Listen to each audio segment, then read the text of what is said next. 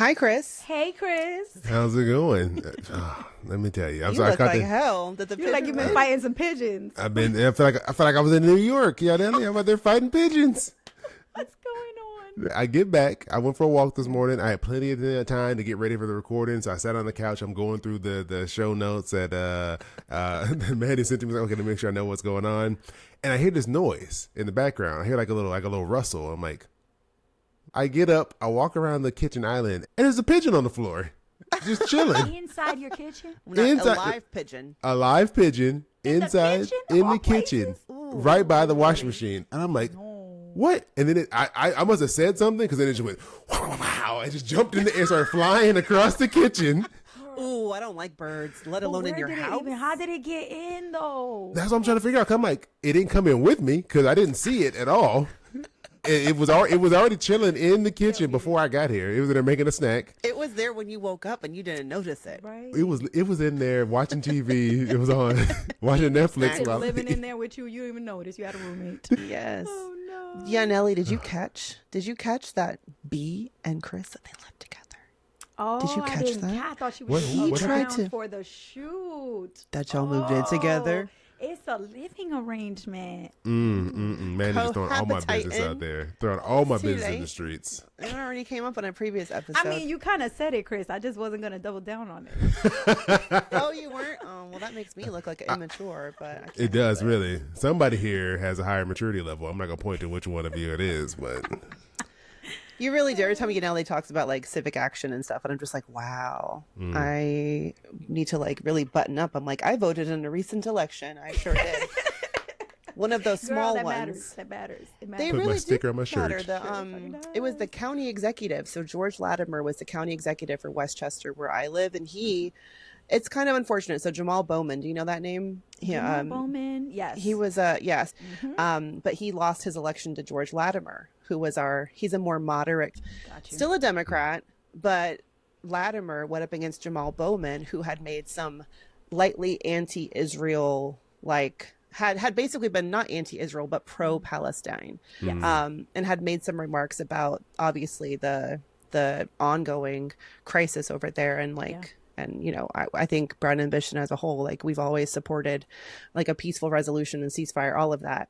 But anyway, Jamal Bowman, he lost his seat. He basically sacrificed himself. He's like, well, I'm not going to not stand with Palestine. I'm going to say some things, even though his district is heavily Jewish, in Yonkers, and like anyway, so he lost his seat to George Latimer, which then opened up a spot for the county executive in my county. And like, that's what I mean by these local elections. It still has a huge impact on, you know, how things are run, different policies and stuff. So, and the turnout was abysmal for this little small election. And I don't get it, because I don't understand how you don't know that when you turn out in droves for a presidential election that has very little impact on your daily life, and you ignore the ones that are highly localized, that have a massive impact on your daily life. I mean, they just don't teach civics in schools, I guess. I just don't get it. It's also like the lack of local news. I mean, there's not... Like before, you would have like your paper of record for your town, your city, you know, whatever. And in Georgia, that was always the Atlanta Journal-Constitution. You'd read the AJC, next to your New York Times, next to your Journal, and all that. And like, there's so much, there's not these like prominent local voices that people pay attention to. And now everyone's on the freaking internet. And if you can't, it's back to your point about money. Like, I think I saw one sad little sign for homeboy who was going up against the conservative candidate for this seat. One little paper sign, like on the way to daycare one day. And it's like, there's not a lot of money in these races. Right. And if you ain't got the money, it takes so much money. And that's why a billionaire was able to buy the White House and did. And it's infuriating. It really But is. that does remind me what I wanted to kick off the show with, which I did not put in my show notes. It's all good. Because I forgot to. But I wanted to start Brown Ambition this week at the Brown Table by asking y'all, I just need you to send me just 5 bullet points. What did y'all do last week? And is your spot here at the Brown Table in jeopardy? Like, I don't know. You know, Hey, look, I can tell you none of these other people fighting pigeons. I can tell you that. Successfully fighting pigeons. I mean, maybe on next week's email to save your seat, you can include that. But like, technically, this is a new week. So like last week, what did you do? 5 things. Let's go. Yes, in retrospect, not currently. You know, one thing I will do is, You know, I'm an old married lady is because my mom yesterday, I was talking to her on the phone and she was like, Mandy, I was texting Enrique about this whole like Elon Musk email that he needs to send 5 bullet points of what he did last week. And this is my husband, right? She texted him on Saturday and I'm like, oh yeah, I haven't even talked to him about this at this point. Like I'm at the grocery store and I'm like, oh, so what did he say? Is he going to do it? His agency, he works under the Department of Justice, which is obviously a huge thing. And so they've been told right now, like, don't respond to that email. Girl, I saw that they've been, multiple agencies have been telling them, ignore the email. Yeah. That's but like, scary. it is. I wouldn't ignore, I don't know, man. Because that's Tell your me. job.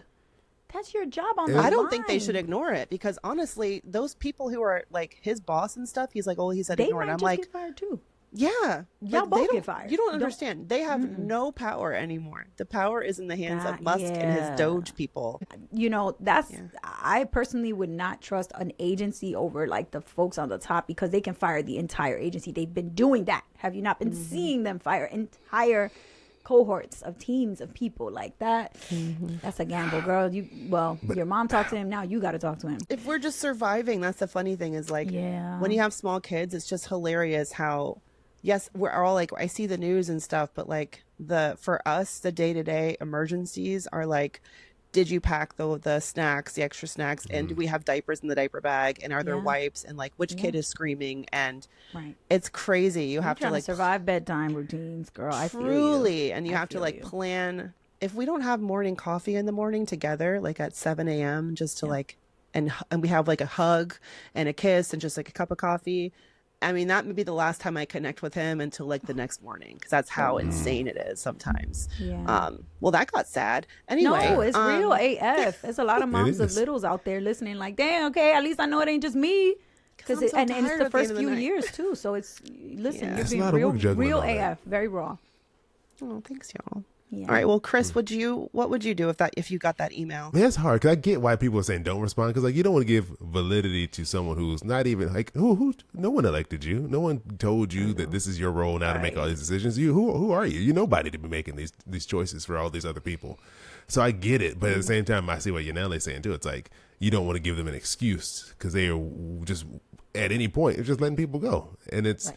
It's so chaotic. I don't know. I maybe I would write them down and be like, let me just ask a couple other people what they're doing, and maybe like we could do like a unified thing. I mean, they can't fire the whole. They can't fire everybody. They got to keep some of us because they're these fools are going and fire people and then Chris. But then they can just fire everybody and then like hire some of them back. Hire like, 2 or 3 people back. Right. That's true. what They they've are been doing that. I'm texting him right now. Did you send Yeah. your email? Also, we should be using the Signal app for this. Signal is like encrypted. Yes, Extra I'll just encrypted. say, don't be putting that in chat in your iMessages. At this point, I'm losing track of. Doesn't it feel like when you read the news now, it's just like drinking water from a fire hose? Yeah. Or I It's feel just like never ending.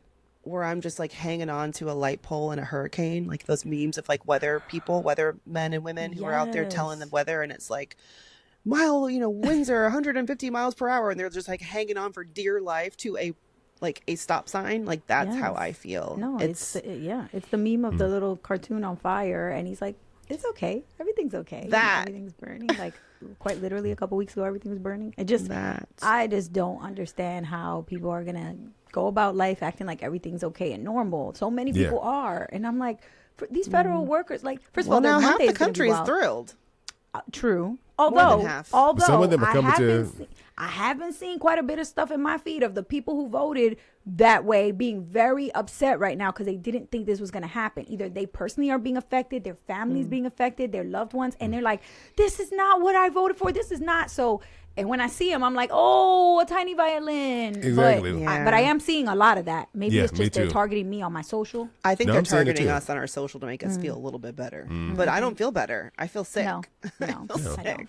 I mean, and that's what it's meant to do. It's meant to overwhelm, right? That's like the game plan is to put out have so much happening at once that you can't really focus, so you just tune out and just don't pay attention at all. Right. And I you know, a tiny part of me is always trying to be contrarian. Like, okay, what if I'm just looking for confirmation bias of my own ideas and thoughts and beliefs, right? So if I was in charge of trying to clean up, and let's be honest, bureaucracy tends to get really big and lots of unnecessary positions in government, for sure. Yes. But what would be my plan of attack? It wouldn't be to fire everyone and start getting everyone to do. It would be like maybe last in, first out. Maybe like I don't know. I would figure out a way to, yes, reduce, because I understand that needs to happen. But the way, the tactics, the strategies, the methodology that you're using is ridiculous and is so like near to impossible to justify. So I think that's the problem that I'm having with it. I'm not up here trying to say they shouldn't be doing this and this is horrific and needs to stop. Like, let's all be honest. There are plenty of government jobs that people go, they sit at their desk, they shop on Amazon all day, or they work from home and don't do much,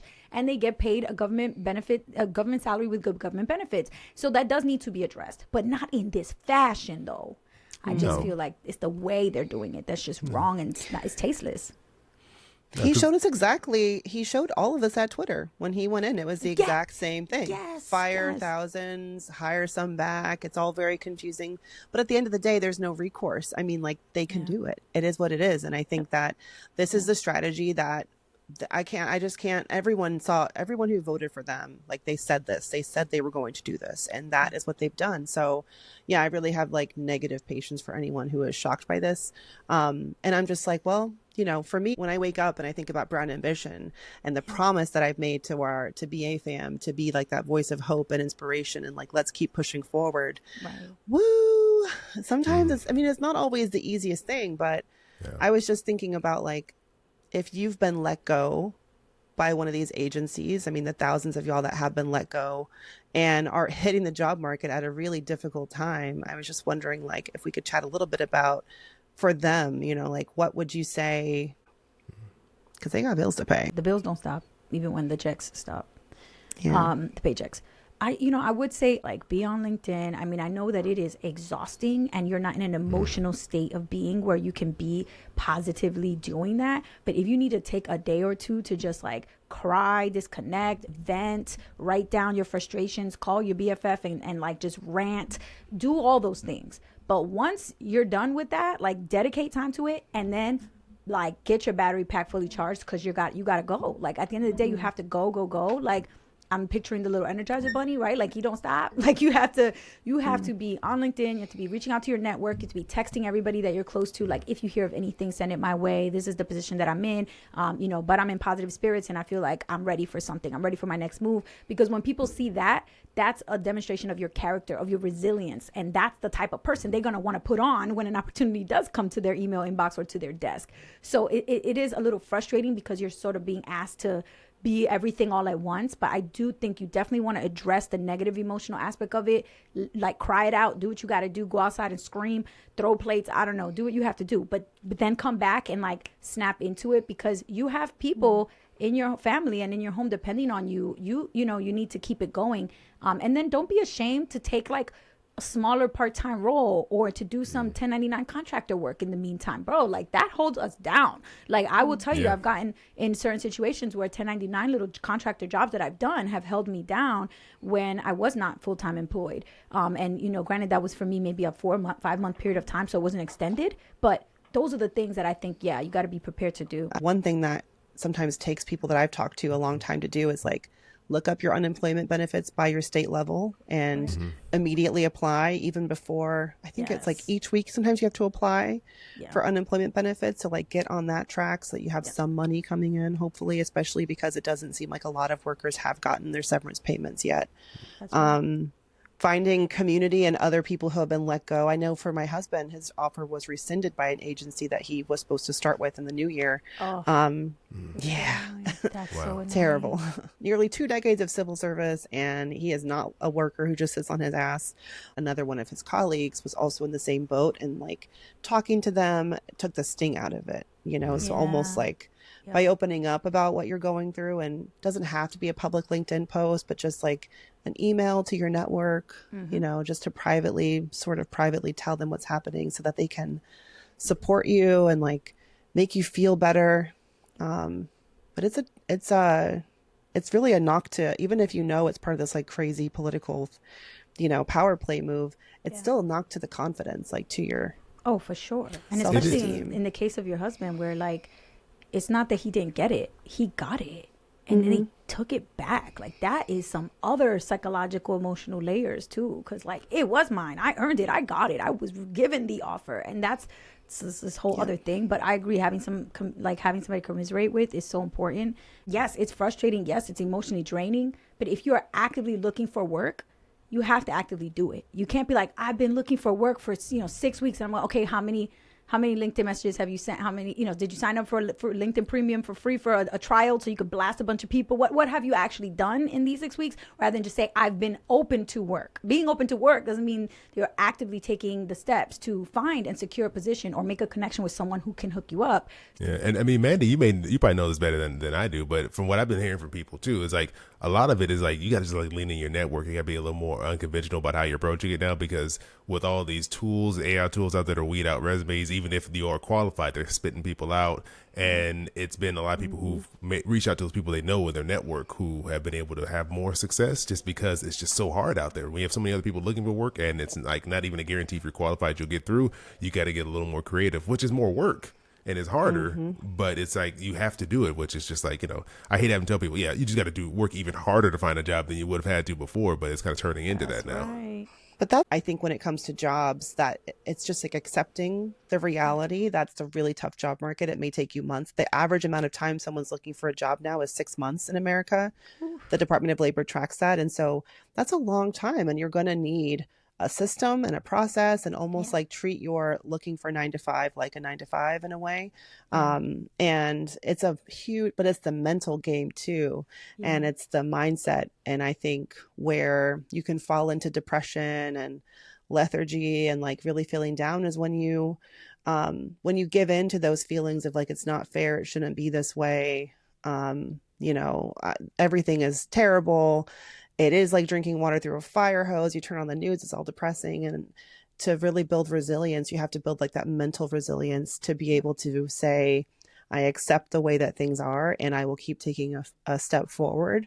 And I have this saying that I use a lot, which is that there's a version of me a year from now who's already been through this and has gotten me through it. And all I got to do is just like think about her.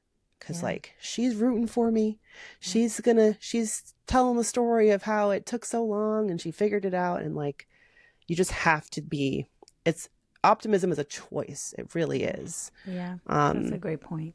And I love that perspective. Like picturing yourself a year from now being past this, and like channel that strength of like the light at the end of the tunnel and push. But yeah, like use WhatsApp group chats. If you're not in them, get in them. Find community. I'm in a lot of Slack communities, and I'll look at the Slack channel that's like opportunities or like job openings. There's so many. If you're a Black woman listening to this, I have a good friend named Ranisha Bing who started a community called Her Agenda. There's so many, there's nonprofits, like get with your people and help each other out, because at the end of the day, like if you send out an email, just like Chris said, to a person who doesn't know you, they are so much less likely to go out of their way, bend over backwards to put in a good word. They don't know you. And same thing is true for a resume. It's just words on a page. But if it's a person behind those words that I know and I can vouch for, it makes all the difference. Yeah, it does. All right, well, let's take a quick pivot into more like, I guess it's maybe not pop culture, but sort of related. My inbox was blowing up yesterday, and my social media feed was news about Joy Reid from MSNBC. Her show has been canceled. The readout, and MSNBC, I mean, it's just shocking to me that they would cancel her show. I want to acknowledge what an incredible legacy she's leaving behind. She has one more show. It's going to air the 25th, I believe. So by the time this comes out, it's already going to be past, but I'm sad. No, she's amazing. She's such a powerhouse. And it's funny because I looked into it and I was like, why is this happening? And everything that I've read said that it has nothing to do with her specifically, but that they're trying to make shifts that could lead to higher ratings across the board. Yeah, they always are. And usually it means let's fire the Black ladies in prime time. But then that's the thing. I was like, yeah, right. They're just trying to get rid of her. And then when I looked at what's replacing her, it's Simone Sanders, right? Simone Sanders Townsend. and then I think Alicia Menendez, and then another guy, something. Oh, Mr. your Steele, memory is like, Steele. I'm jealous. Girl, I read it, and but I was like, oh, I recognize Alicia Menendez because I did go to a conference where she spoke, and I do respect her a lot. And Simone Sanders is just incredible. I read her book, which, you know, I do think it's interesting that they're just positioning this as multiple voices and some diverse rather than one Black woman's voice. And that is what I noticed about the shift. Mm-hmm. Yeah. I mean, it did appear to me, I think that the guy whose name we don't remember, he's more of like a conservative / moderate kind of voice. Yeah, for sure. I think he's actually a Republican, if I'm not wrong, which I don't mind that. It's not about, for me, that they're, you know, I like the multiple. I mean, clearly that's what I did with Brown Ambition. I was like, I want more than just me. I want more than just two voices. Let's add 2 and 3. And I love that approach. I think, you know, we should be open to different opinions, but Joy is just such an icon, and her voice has just been, I don't know, she's just one of those people that something big happens, like Kamala gets the nomination. You know, these, even during Trump's inaugural, that whole week, you just want to like turn to these voices to find comfort and to like, you know, hear. I mean, not that she was always giving comfort, because it was a lot of straight talk. It was a lot of like, you know, giving people hell. Call them out. But you know, if they had expanded her show to be a panel that included her, Exactly. I think it would be less I bet jarring. they gave her that option. I doubt she took it, because for her that's a think? step down. Yeah, I think it was more of a pride thing. I mean, I it's a don't step know down, but a personally, step I down is imagine. better than a step away. I think we want access to her voice and her. She's so powerful, but I guess it's kinda hard I when- get it. She's probably like, no, I can go somewhere else and grow rather than you shrinking my, you know, what my impact. Yeah, when you feel like they've lost confidence in you all of a sudden now, like it probably makes you just want to say, you know what, I'll just do something else. I'll go somewhere else where I'm wanted, not where you're going to try to push me to the side. Right. Yeah. Right. I feel that. But I did see something. They were saying that they're trying to like push towards like a younger demographic. But I'm like, MSNBC, I don't think has the draw they think it does to bring in young people. I'm You like, need young panelists if you want to target a young audience. yeah, and I'm someone too. Like I got rid of cable over a decade People ago. are not Like, watching TV. Yeah, people not watching. No one's turning on MSNBC. No one's turning on their TV, clicking the little clicker to get to the. No, that's not happening anymore. So they that, watch that, viral that's, MSNBC clips on YouTube Shorts. Like if that. that's where I watch my clips. Yeah. I don't watch a full thing of. I can't take it. First of all, it's too much. Yeah. To have these news channels on all the time. But yeah, clips. Right. no, and the younger people, I think we're just not consuming news in the same way. Like it's not like a thing like my parents who just have the news on all day in the background. Like we're like, it's horrific. I don't want to sit there and listen to this all day long. I'll carve out a window, I'll take in a little bit, and then I'm cutting it off. But it's also a shift to the technology. Like we don't really use TVs that much anymore. Like I know most homes probably have them, but they don't. They just like collecting dust. Like most people watch stuff on Netflix on their laptop, or they'll connect it, you know, through HDMI to their TV screen, or have a smart TV to stream on the TV. So I just think the fact is that people are looking at stuff on the internet, not on television networks, and so that's really the shift. And it's not like, I don't think it's to blame Americans for not turning on the news all day, every day. It's just that we don't have TVs on running all day, every day like we used to. I mean, I remind my parents used to do the same thing. They used to have Univision and Telemundo on all day at home, but it's just not a thing like anymore. I don't think. No, they're not really shifting with the times. And the thing is, like, you got to pivot, and these traditional media networks, like, they still are holding on. Obviously, they're not going to give up cable because there's still people who have it, but they're not really smoothly making that transition into like a digital streaming service. I know, like on Max, they have a few news networks that are streaming there, but it's not really prevalent. Like, I don't think Netflix really has an option. No, I don't think anyone's going on Peacock really looking for stuff like that. I might be over there. I think Netflix, I feel like these streaming services, like live TV is a huge, you know, you've seen like Netflix do more live events. Netflix just streamed the SAG Awards. That's true. And I'm sitting here thinking, oh, I can't watch the SAGs. I don't have ABC or I don't have regular show, but it was streaming on Netflix. I could have, but I don't know at the time. I was going to sleep early anyway. But I feel like there are these live events. I mean, it started with the Love is Blind reunion show. That was a shit show. And it was like was that the one? It was all glitchy to start with, but then I think Beyonce Bowl was a big test for them. Bowl. I mean, I'm not worried for Joy because I feel like she's an icon. She'll always have a space. It's another example of like why we can't trust even you know, you'd think MSNBC is so liberal and progressive and stuff, but at the end of the day, it's a business and businesses are going to business. And with this like fire hose of information that we're getting, especially in terms of layoffs and stuff, I think you'll see other CEOs and like company leaders take advantage of this time of chaos and just start cutting people out. I mean, I think DEI has been obviously impacted by everything happening with Trump, and you'll see more like shakeups and stuff to come. And it's just another signal how powerful your own personal brand has to be and how we should always be. I know Joy is going to have a million contacts, people who want to come out for her. Oh, for sure. The Win with Black Women Network literally hosted an emergency call last night in support of Joy. Yeah. And it's just another it's a good reminder to just keep that network that you have, your friends, your colleagues, your peers, keep their support and keep your networks tapped into what's going on with you, because they'll be the ones, like you said, Yaneli, who can open those doors to opportunities in a way that, not many others can. Facts. If that happens. And also, it's giving, financially, get your together. It's time to be paying off your debt. It's time to be saving. It's time to be investing. It's time to be investing in your own self. Yeah. I think it's a time, I honestly feel like it's a time for us to be entrepreneurial as people of color, as marginalized communities, building businesses, creating our own sources of wealth. Yep. I feel like there's this, we have, that's a form of resistance. It's a form of survival. Even it's just build your own. Yeah. Because we see how fallible our systems are to wealth and white superiority and the majority. And that's what's given me a bit of optimism is okay, well, we can't fix that. Chris, you with us? What happened? Oh yeah, I'm here. All right, your face went. You were frozen. I was just sitting real still. Someone turned the switch off. No, I hear you. I love that, Mandy. I will point out, I know that there's so much pressure for everybody to go out there and start their own thing and do their own thing, because we can't depend on anybody.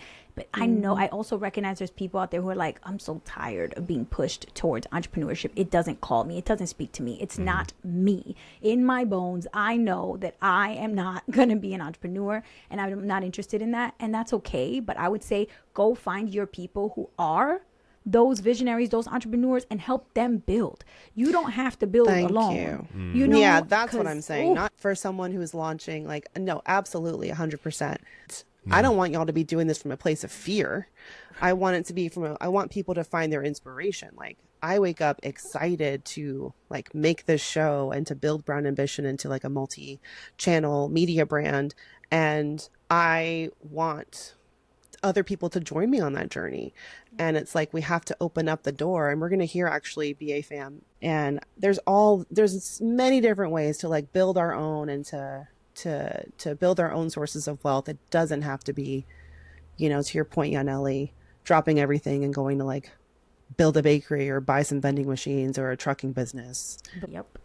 I wanted to say that because I just feel like I just spent some time with college students, and they told me that they feel so much pressure to become a millionaire by 21 and be an entrepreneur, be your own boss, make your own schedule. Don't let, and I was don't be letting that noise. That's because we're all out here trying to say in sound bites. You know why? That's the truth of it, kids. Everybody's trying to put in a soundbite or in a social media clip or in a headline, but you're just hearing the same, and people's attention spans. It's we need more books and long form content. Boom. People need the full comprehensive picture behind that. That's right. We just like need to make room for nuance. Yaneli, can you do speaking engagements or no? Yeah, I do a ton of speaking engagements. Tiffany had asked me for like some people that I recommended, like if she gets something and she can't do it, and she was like, I didn't think Yaneli could take paid speaking gigs. Yes. Okay, good. Okay, yes, I don't want to block your blessings. Oh my God, thank you, Tiff, and Chris, thank you, Mandy. Your name didn't come up, but you know what? I was just acting like this had nothing to do with me. Acting like it had nothing to do with me. What is going on with you? Didn't need the commentary from you on that topic, but I figured it wasn't applying to me. So weird. She didn't mention you. What is, other than fighting off pigeons, how is SF? How's your career going? What's going on over there? It's going well. I did some more stuff with Fuse, who me and Yaneli did some work with. So I was down in LA back in a couple weeks ago, the week before the Super Bowl. I was down there doing it. So I did a couple shoots there, and Fuse TV, but so far it's been fun. Something new, something out of the box. So yeah, doing that. And then I'm trying to do some stuff. I did. I couldn't come here and say no. I know you're gonna look at me crazy. How do you make money? Because Yaneli, you're like primarily with Next Gen PF, but then you have your extra stuff on the side, right? And your book is your own business, right? Like that's your own thing. I love just like the multiple income streams. Anything that's in the school system. No, for me, it's like 4 or 5 different income streams. So if it's in schools, it's NGPF. If it's advocacy, it's Mission 2030 Fund, which is a separate job, separate check, separate email inbox. Then it's Miss Beautiful LLC for speaking and for books, and Mind Your Money Books.com for any speaking engagements related to the book and book sales. So it's like 4 at least or 5 different income streams, which is, I think, truly what it has to be in order for you to be successful these days, because just trying to do one thing over and over again really well, you're lucky if you get that, but I just knew that setup was going to be much harder to pull off. Chris, I think you and I have talked about not just trying to like get into the money or ask like gotcha questions. It's always a gotcha question. Why Yaneli's getting these nice, beautiful questions. She's like, Chris, so what's going on with your relationship? Where's your money coming from? Can we lighten up on me a little bit? I don't want you getting more emails, okay? You're gonna be getting some more emails about how you treat me. We got a nice one coming up for you, Chris. We got a nice one up next. You don't come up much in the emails anymore. You also haven't been on the show in a minute, but no, you and I spoke. We did our hike last summer, and I think you were talking about like what's next for Popcorn Finance and like where you want to go next. And so, like, how are you strategically looking at like how your business is laid out?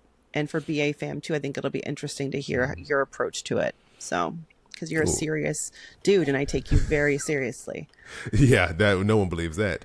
You know what? I'd say I look. I'm not as strategic of a person as you, Yaneli. I actually look up to both of you and how well you strategize and plan and think ahead. I'm trying to get better at that. So for me, my business is like the podcast makes up a portion of it. It's more so like this is how I connect with people. This is what gets my name out there. Is how people find me.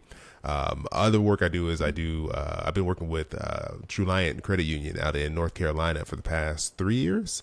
So I host a series with them called Money Burst. So I do basically similar to what I do with the podcast, but like more video format. So I do like educational stuff for them, personal finance. I just had a flashback of your All-State polo shirt. Yeah, you talking about in the beginning of this very bright blue shirt I was wearing. They thankfully were like, polo. It was like a polo branded shirt, short sleeve. Oh God. And they were like, yeah, you can drop that. I was like, okay, I think that's a good move. We're going to move to me wearing my own shirts. But no, that's been really fun. They've been like super easy to work with. So I do that. I still do some consulting work. So I used to be a financial analyst. I would do like revenue analysis. And so I still do that from time to time. I'll do, a few hours here and there on that. And then, I do some speaking, I do some, brand work and things like that. Like stuff I'm doing with Fuse now and, Million Stories. So yeah, it's kind of like Yaneli was saying, you got the Men's Health thing. You're a contributing writer at Men's Health. Completely forgot I do that. I write articles. Is that recurring? It is. So I probably do like 4 to 5 articles a year for them. So make like once every other month I do an article for them. Cool. So yeah, so you got to be piecemealing it. You got to be spreading it out, because at any point one thing could disappear. You don't want to be like left just holding the bag, like, oh well, I don't know what's going on now.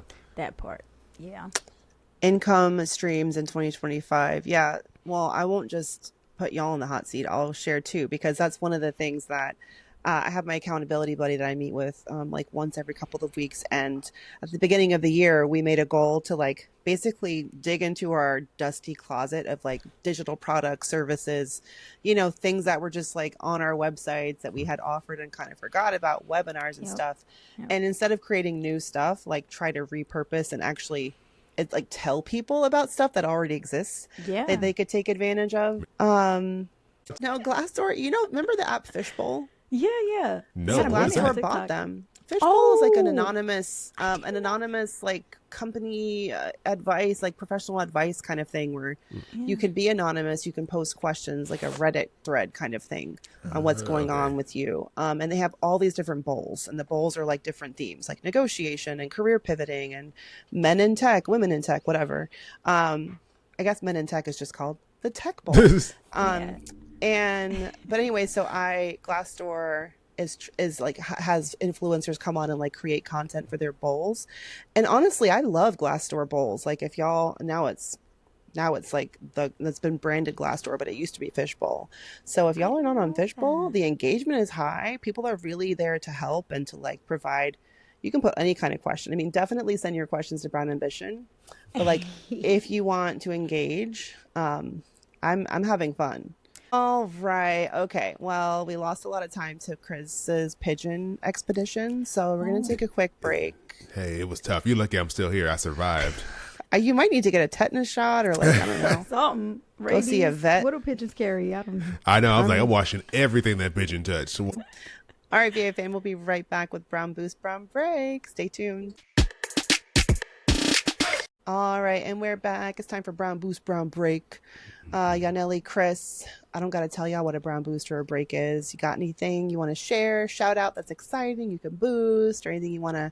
I mean, Chris, you can't break your pigeon because you've already talked about it. That's a boost right there. That was Something. an adventure. I didn't even need to drink coffee. I'm awake now. Stop.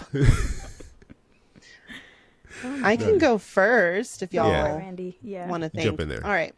I have a double boost. One, I don't think anyone's talked about this very much, but can we just acknowledge Black Captain America's movie is out? I'm not a Marvel person, but I am an Anthony Mackie stan, and I just want him to have all the success he deserves. And I don't know, Chris, have you seen it? You're a dude. Oh, I've seen it. I've been there. I went there and saw it at IMAX. I gotta say, look, Marvel, they've been in a little bit of a dip. Movies haven't been as great. But look, the movie got a lot of hate for obvious reasons. We all know why. People on the internet were What already movie hating got on a the hate? movie. Captain America. We all know why. Yeah. With Anthony Black- Mackie in it? Yeah, it was Yeah, getting they like got a lot of review hate bomb on- before it even came out. X. Really? X was Oh. primarily the platform where people were hating on it, and y'all know why. Oh, Yeah, we all know God. why. But I gotta It's a say, woke. It's a woke Marvel movie. it's- Is that what it is? of course. Lord. But it was, I Okay. enjoyed it. Like, look, is it the best movie I've ever seen? No, of course not. I didn't expect it to be. But it was fun. I had a good time. I had great action scenes. You got Anthony Mackie in there. You got Harrison Ford. It was, I thought for Marvel not having to put out a movie in about a little over a year, it was solid. I had a good time. Good. Well, I want to acknowledge that, and also I really needed something fun to listen to, so I got the Libby app. Y'all know about Oh, Libby? yeah. Of Yeah, course. I've library. been using that app Love for it. years. Oh, you have? Okay, I was late to the Libby party. But it's like the library app. You have a library card, and then your library, I guess, has a certain number of loans you can get for audiobooks. So it can be hard to get newer titles. I was on the wait list for Kiki Palmer's book, Master of Me. But I decided to listen to Jennifer Lewis's. You know Jennifer Lewis from Blackish? Yes. Oh, of yeah. course. The mother We of Black stand. Hollywood. Exactly. We Oh, stand. she's so phenomenal. But the best thing is her book. She reads them herself, Oh, I and love it's that. like getting it's a free ticket to a one-way Broadway show with Jennifer Lewis. So with her specifically, but also with Kiki. yes, and Both. Kiki, Yeah, yes. both of them. Yeah. But Kiki's so young. Jennifer's just got so much history. You know, I love Kiki's book for other reasons, but Jennifer, it's just like. It's so funny, and she talks her shit, and I love it. Yeah. So I wanted to boost her book, her second memoir, Walking in My Joy. It's a fun listen, and if you haven't, go back and listen to her first book, The Mother of Black Hollywood, because it's also hilarious. Ooh, could add that to my list. I gotta read them both. Yeah, and for Libby too, because they're known for the wait time. Because obviously libraries, they got to pay for all those books they're loaning out. But you can have multiple library cards. Just so you know, I just picked up my San Francisco library card because I live in San Francisco now. Double dipping. So I got like smart. 3. I got my Long Beach library card from when I lived there. I got my LA public library, and I got my San Francisco I public do library. have my mom's St. Louis library Triple card that your I stole from chances. her. Triple your chances. I'm not mad at that strategy. I didn't think about that. All right, well, I can go next. I'll do a brown break, which is that I got so many DMs the last week of February with people freaking out about the stock market. The news headlines were like, it's the worst day in stock market history for 2025, which is literally 60 days in. Like, so you mean to tell me the worst performance in the stock market in the past 60 days, and you're freaking out, ready to wipe out your accounts? Like, I had to talk people off the ledge. I had to talk people. There were people like, what do we do? Like, I just don't understand. And so for me, it's a brown break because it's so frustrating that, like, no matter how, I feel that we're constantly putting out so much educational content like out there, right? And I'll say again and again and again and again, this is normal. The stock market will go down. This is a normal part. If you're in it for the long haul, you don't pay attention to these drops. They're going to happen. They're natural. It's just normal, right? Like, and then I get people sending me, $927 billion was wiped out from the stock market today. Worst day of 2025. What do I do? What do you think about this? And it's just like, oh my gosh. I think the same thing that I thought the last time you asked me. Like it's just so frustrating to be like saying the same broken record, you know, again and again with the same thing. Baby girl, you chose personal finance as a niche. I know, but you know, I just gotta say, all we do is say the same shit 100 different ways from Sunday. That's so true. And you know what? It's a good reminder. It's a good reminder for me that like sometimes I'll be like, I already made 10 videos about that. Make an 11th, because you never can, like, you know, it seems to me like I'm beating a dead horse, but no, like people really need to hear it again and again and again. And so, you know, somebody had asked me like, explain it to me. I just don't understand. And so what I sent her a message, and I'm going to make this into a reel because I just feel like other people probably are also confused about it. But like she didn't understand how $927 million could just disappear. Not, I said million, billion with a B. How $927 billion could just disappear. And so then I explained it through real estate. I was like, if everybody's trying to buy your house and your house is worth $100,000, you got so many people trying to buy it, you can increase the price. You can sell it for $500,000, right? Because there's so much demand. So you could create $400,000 of value by increasing the price of your home. And if somebody wants it that bad, they'll be willing to pay. Same thing when your house is not selling. You listed it. It's been listed for 10 months. You haven't got one offer. Well, maybe you lower the price from 100,000 to 90,000 to see if you can find a buyer desperately. Then you just erased, quote unquote, wiped out $10,000 of value by lowering the price of your home. And so I explained to them that's exactly what happens in the stock market. When you think of a company like Nike worth $113 billion, say there's a billion shares of stock of Nike, that's $113 per share of stock. But if the price drops to $80 per share because everybody's selling it, so now the price decreases, well, now you got to do $80 per share, per billion shares, right? And so now you're seeing, oh no, that means that quote unquote, they went from $113 billion value of the company to only $80 billion. And that difference, $33 billion, is wiped away, right? Like quote unquote disappeared. So it's not real money, guys. Like I know it's so confusing, but I just felt like when I explained it that way, like she was kind of like, oh, I get it. I guess maybe connecting it to real estate, which is something tangible that people can understand. But yeah, I guess my break is a little bit of like a break with myself and reminding myself that I just have to keep repeating some of these lessons again and again in different ways because you're tired, honey. You've been traveling. Tired. You know what the world. I mean? That's why we need each other. And that's why when I'm like, I know that's one of the reasons why I'm really excited with Brown Ambition is like having a content hub, like having, because I'm gonna just hire a bunch of people to write the content that I know we need, but that I'm tired of writing. Right. All right, Chris, you had enough time now. What you got? I know. I was sitting there thinking. I was trying to. You know, it's hard to pay attention and think at the same time. That's why I said the show. Y'all got a prompt. You know, I'll give a quick boost to my boy Johnny the Pigeon who was in here. We were hanging out for a little bit this morning. I said no. She said it's loud, Chris. You gotta follow the rules. I gave it's a small one. You know, he came by. We were gonna have coffee, but I had to kick him out because I got a podcast to do. But you know what? I'll do my Brown boost will be for yesterday. I went and saw all the Oscar shorts at the theater down here. They ran them back to back. It was a 5 Oscar nominated short films. These are the live action ones. I'm gonna go see the animated ones tomorrow. But they were really good. There's some really powerful ones in there. One that stood out, there was two I said they were my favorite. There's one that's called Anuja. It was done in India, and it was based off of these 2 girls who were working in basically like a sweatshop making clothing essentially. And there's this girl who was like the younger sister was like really smart, and they were trying to make sure she got to the school to test to get into this boarding school. So it's really cool story, really well told. And the other one, I think, I don't know if you're saying it right, but it's like Alien, but it's A and then space Lien. And it follows this couple. It sounded like they were in New York. They were going down to the immigration office to apply for the husband to apply for a green card. And they had a daughter together. He had lived there he basically grew up in New York his whole life. He grew up I think it was in the Bronx. And so then they get there, and as he's in his interview, ICE shows up. And they're arresting people in the immigration offices who are applying for their green cards. And it was a story of this process and how this is happening and how common it is for ICE to do these raids on immigration offices as people. Is it a documentary? It's a short film, so it's not like actual documentary, but it's like depicting these real life scenes that are going on. And it's like just in the environment we're in now, it's just like powerful, sad, frustrating. All the things to see that like that, but I think it's really well told, and it's something I didn't know that was going on because that makes no sense to do that. Right. Why would you do that? It So feels like a trap. They don't. How can you trust any government agency, local, federal? How can you trust any office if that's the kind of stuff happening, right?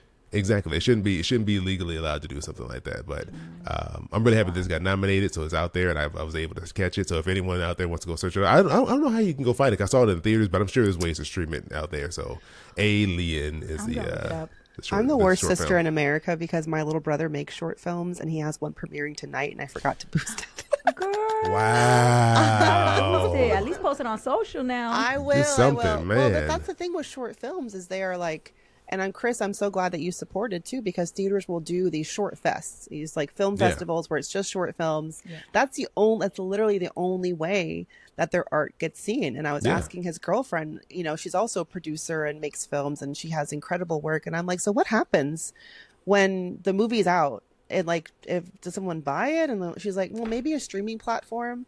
There's Kweli TV, KWELI, which focuses on underrepresented voices. So they'll buy content from creators and then you can watch it on Kweli.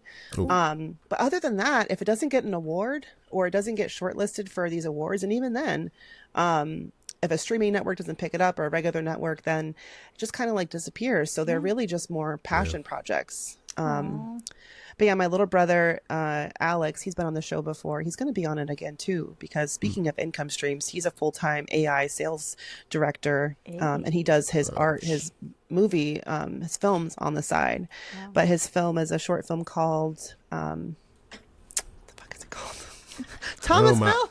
My God. Oh, my God. You are the worst sister officially right now. Right now. The sister everybody needs right here. I went to the premiere in New York. I was there at Urban So you Fest. should know the name. You should have it locked in your what was brain. the premiere for? All I could think about was Atlanta because I just was looking at my boyfriend in my head, Brian Tyree Henry, and he was in Atlanta. Anyway, just like follow, okay?